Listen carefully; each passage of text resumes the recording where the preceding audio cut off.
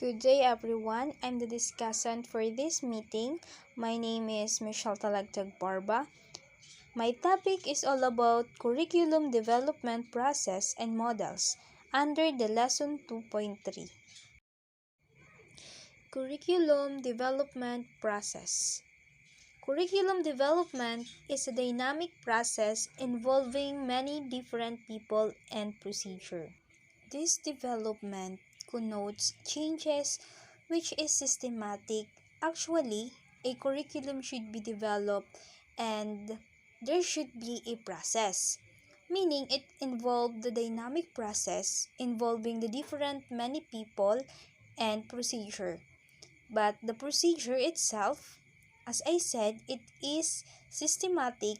A change for the better means alteration, modification, or improvement of existing condition. Meaning, for example, your curriculum today will be different 10 years from now. There should be a proposed another or new curriculum. To produce positive changes, development should be purposeful, planned, and progressive. Usually, it is linear and follows a logical step-by-step fashion involving the following phases, which are curriculum planning, curriculum design, curriculum implementation, and curriculum evaluation. Number 1. Curriculum planning. Consider the school vision, mission, and goals. It includes the philosophy of strong education belief of the school. All of this will eventually be translated to classroom desired learning outcomes for the learners. It is very important that we are familiarized with our school's vision, mission, and goals. And later on, it will drive us to the different learning outcomes. After planning, we have now the curriculum designing. Number 2, curriculum designing is the way curriculum is conceptualized to include the selection and organization of content. The selection and organization of learning, experience, or activities, and the selection of the assessment procedure and tools to measure achieved learning outcomes. So meaning, after planning, there should be a design for a curriculum design will also include the resources to be utilized and the statement of the intended learning outcomes. After the designing, this time we will have the curriculum implementing. Curriculum implementing is putting into action the plan which is based on the curriculum design in the classroom setting or the learning environment. So, this is the teacher rule. The rule of the teacher is very important because they will act as the facilitator. So, implementing the curriculum is where the activities that transpire in every teacher's classroom, where learning became an active process. Last one, the curriculum evaluating. Curriculum evaluating determines the extent to which the desired outcomes have been achieved. The last one is the curriculum evaluating. Curriculum evaluating determines the extent to which the desired outcomes have been achieved. This procedure is ongoing as in finding out the progress of learning or the formative, or the mastery of learning, or the summative. Along the way, evaluation will determine the factors that have hindered or supported the implementation. So, evaluation is important.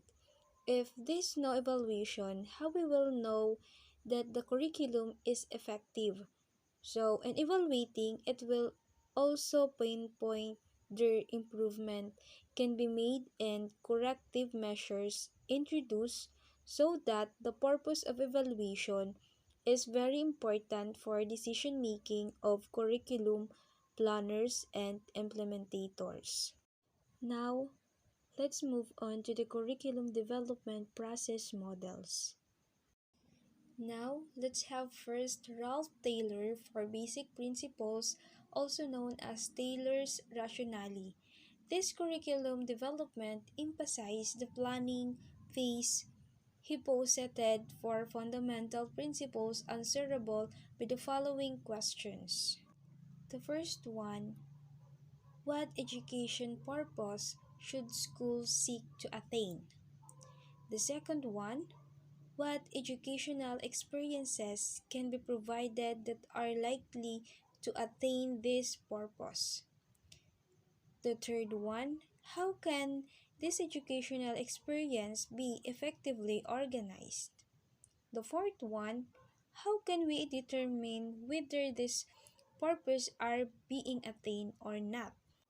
You will notice that in these questions illustrated are the four phases of curriculum development process and Tyler's four basic principles during the curriculum development. The following consideration should be made. The first one, purpose of the school. The second one, educational experiences related to the purposes. The third one, organization of the experiences. The fourth one, evaluation of the experiences. In this model, the role of school in curriculum development was emphasized.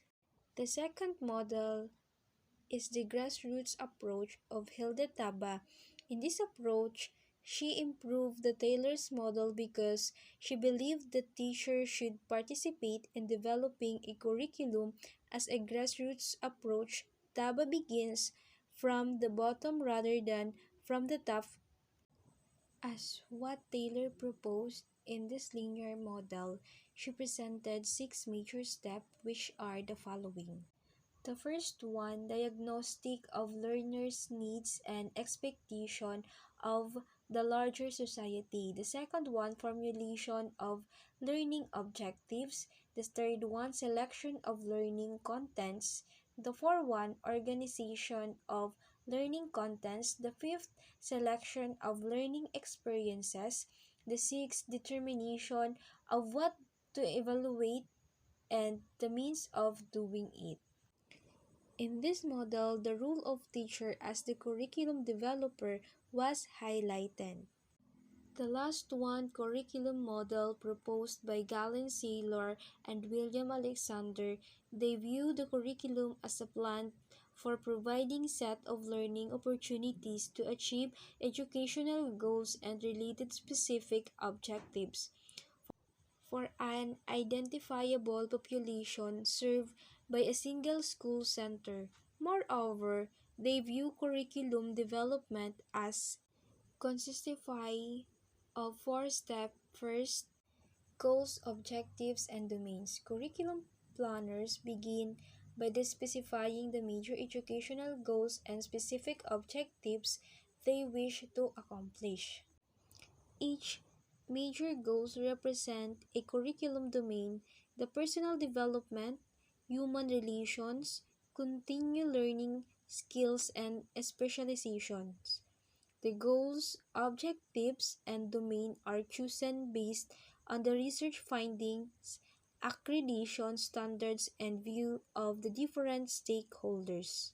The second step is curriculum designing. Designing a curriculum follows after appropriate learning opportunities are determined and how each opportunity is provided.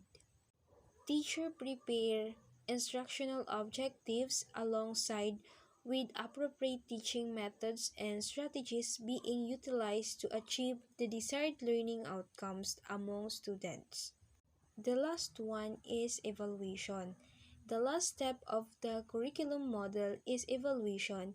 A comprehensive evaluation using a variety of evaluation techniques is recommended. Through this process, planners and developers can determine whether or not the goal of the school and the objectives of instruction have been met.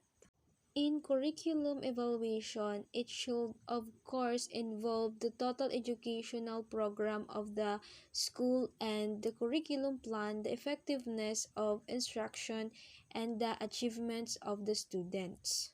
For conclusion of all presented models, it is noticeable that all of them utilize the curriculum planning, curriculum designing, curriculum implementing, and curriculum evaluating.